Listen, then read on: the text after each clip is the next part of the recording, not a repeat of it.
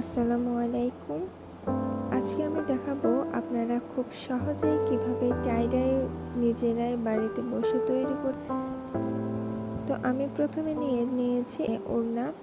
ওড়নাটাতে আমি টাই-ডাই করব। এজন্য আমি নিচের এবং সাইডের অংশটুকুকে ভাঁজ করে বেঁধে নিয়েছি এবং পুরোটাই আমি ফিতা দিয়ে শক্ত করে বেঁধে নিব।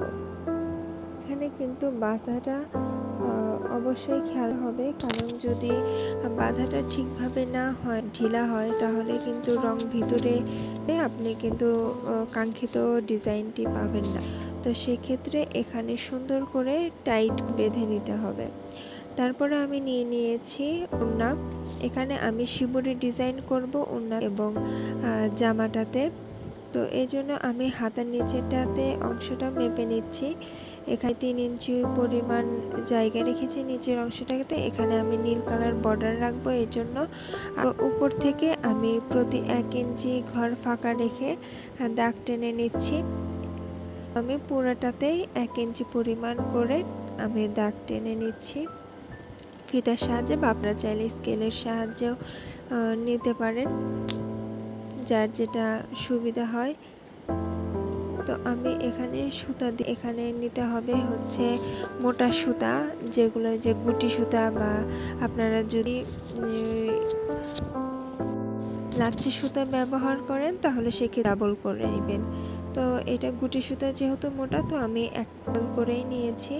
এখানে কাঁথা স্টিচ দিয়ে আমি সেলাই করে নিচ্ছি। আর এটাতে কিন্তু ওড়নাটাতে আমি এখানে 2 ভাঁজ দিয়ে নিয়েছিলাম, আর আমি 4 ভাঁজ করে নিয়েছি হাতাটাতে। তো শিবুরি ডিজাইনে কিন্তু করাটা একটু কষ্ট, কিন্তু ডিজাইনটা কিন্তু অনেক সুন্দর আসে। এখানে আমি শক্ত করে টাইট করে সুতাটাকে টেনেছি এবং এখানে খুব শক্ত করে গিট দিয়ে নিচ্ছি, যাতে সুতোলে না যায়। এই জন্য আপনারা কিন্তু খেয়াল রাখবেন, অবশ্যই সুতাটা গিট দিয়ে নেবেন শক্ত করে, খুলে না যায়।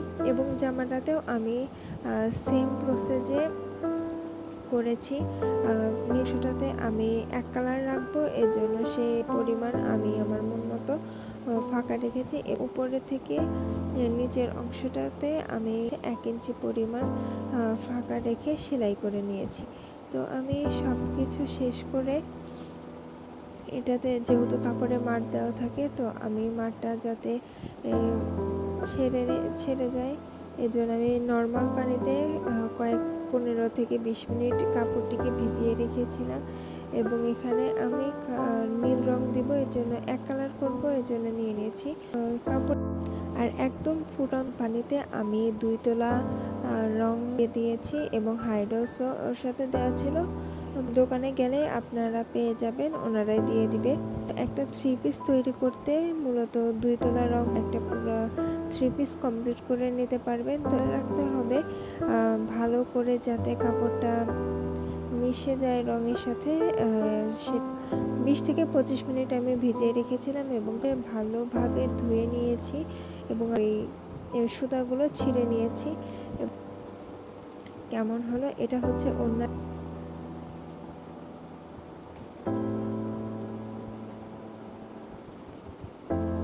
এবং এটা হচ্ছে জামা। ভালোভাবে ধুয়ে, পানি দিয়ে ধুয়ে আমি শুকাতে দিয়েছিলাম এবং পরবর্তীতে আমি আয়রন করেছি। কেমন হয়েছে অবশ্যই জানাবেন এবং আপনারাও কিন্তু এভাবে তৈরি করে নিতে পারেন। কারো কোনো প্রশ্ন থাকলে কমেন্ট করবেন, আর অবশ্যই আমার সাবস্ক্রাইব করে দিবেন। ভালো লাগলে শেয়ার, লাইক, কমেন্ট করবেন। সবাইকে ধন্যবাদ। আল্লাহ হাফেজ।